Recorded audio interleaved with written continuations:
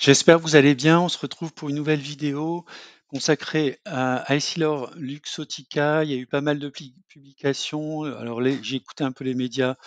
Ce matin, ils ont beaucoup parlé d'Airbus, également de Renault et Stellantis, mais je trouve relativement peu d'Essilor Luxottica.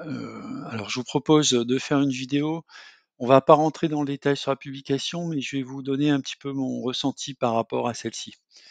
On va démarrer sur un avertissement. Je ne suis pas conseiller financier. Cette vidéo n'a pas pour but de vous proposer un placement financier ou un quelconque conseil d'achat, mais uniquement un but pédagogique et de partage. Vous restez responsable de vos investissements. Alors effectivement, donc je ne vais pas rentrer dans le détail sur la publication des Silor Luxottica.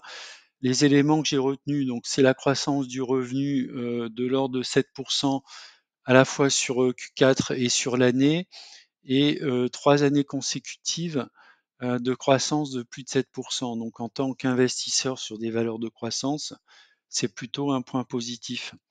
J'y reviendrai après, c'est la partie innovation.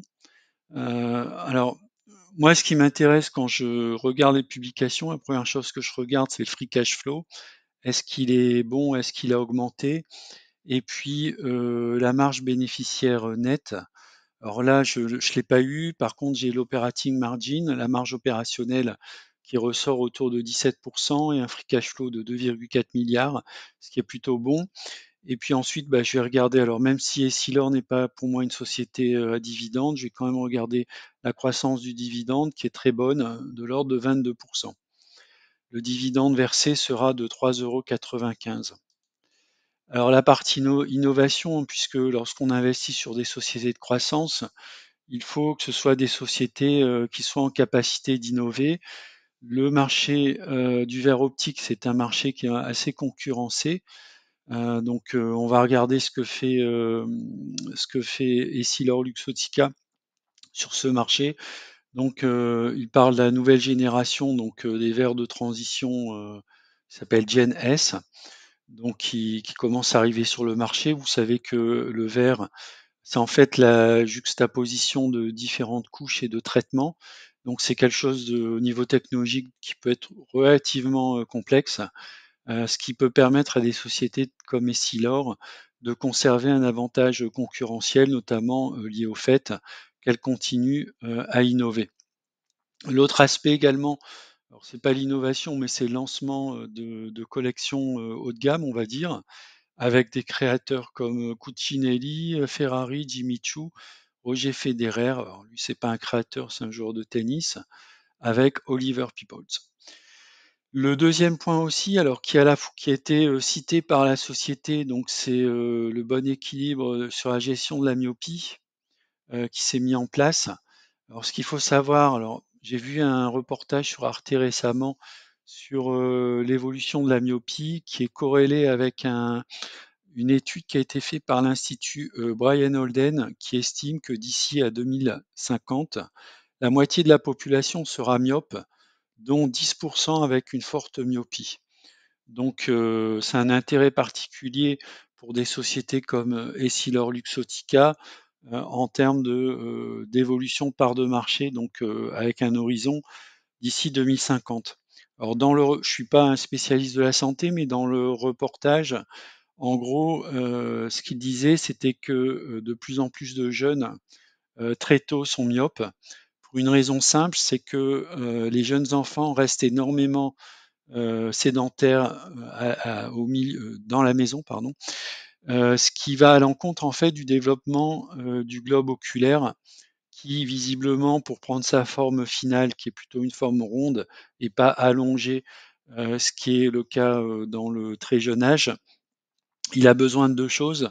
La première chose, c'est la lumière naturelle pour se former.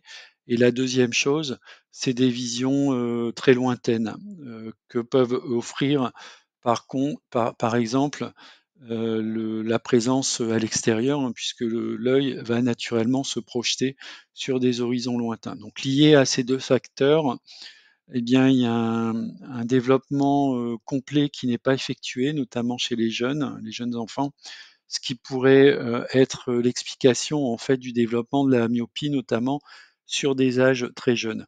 Ce qu'il faut savoir, c'est que c'est pas quelque chose qui est lié à un continent. Visiblement, c'est un développement de la myopie qu'on va retrouver sur l'ensemble des continents. Alors même si c'est une mauvaise nouvelle du point de vue de la santé, c'est plutôt une bonne nouvelle pour des opérateurs comme Essilor Luxottica. Maintenant, si on regarde au niveau graphique, donc sur le long terme, la droite de régression, on voit que Essilor Luxottica donc, a une croissance de l'ordre de 10,79% par an. Donc ça, c'est la pente en fait de la droite de régression que vous voyez en rouge.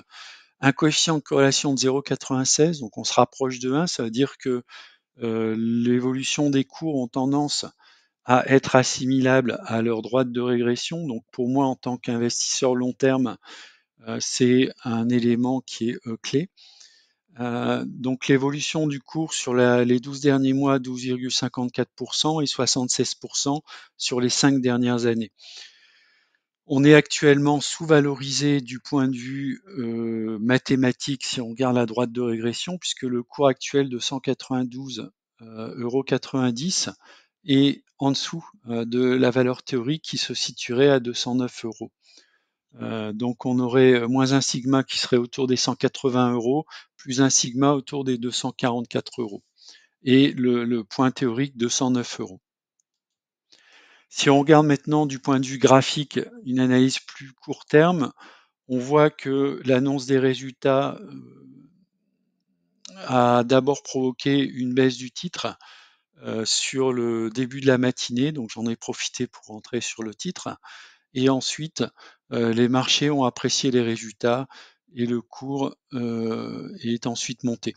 Alors, au moment où je tourne la vidéo, on est autour des 194 €.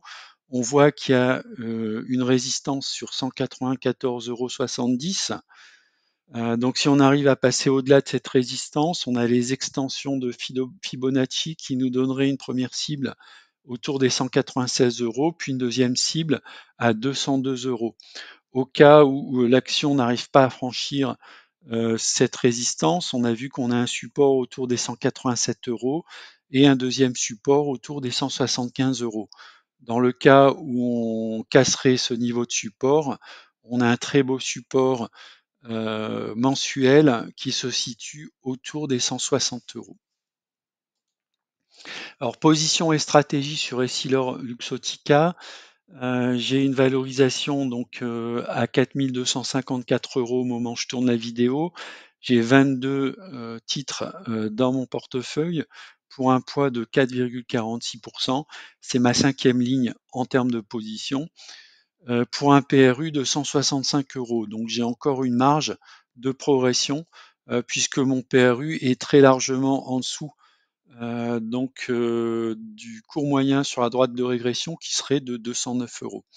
Alors, Essilor Luxottica, pour moi, c'est une valeur de fonds de portefeuille que je vais conserver précieusement au sein du PEA, que je continuerai à renforcer, bien sûr, si j'en ai des opportunités. J'en ai une ce matin, j'en ai profité.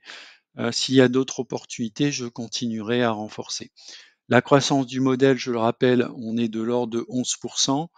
On a un dividende qui est sur mon PRU de l'ordre de 2,4% ou 2,04% sur le cours actuel, ce qui donnerait une croissance en associant les dividendes de l'ordre de 13%, ce qui est tout à fait intéressant pour un investisseur de long terme. Voilà, c'est la fin de la vidéo. N'hésitez pas à mettre un commentaire en dessous de la vidéo si vous êtes également actionnaire de cette société. Et puis je vous dis à bientôt pour une prochaine vidéo.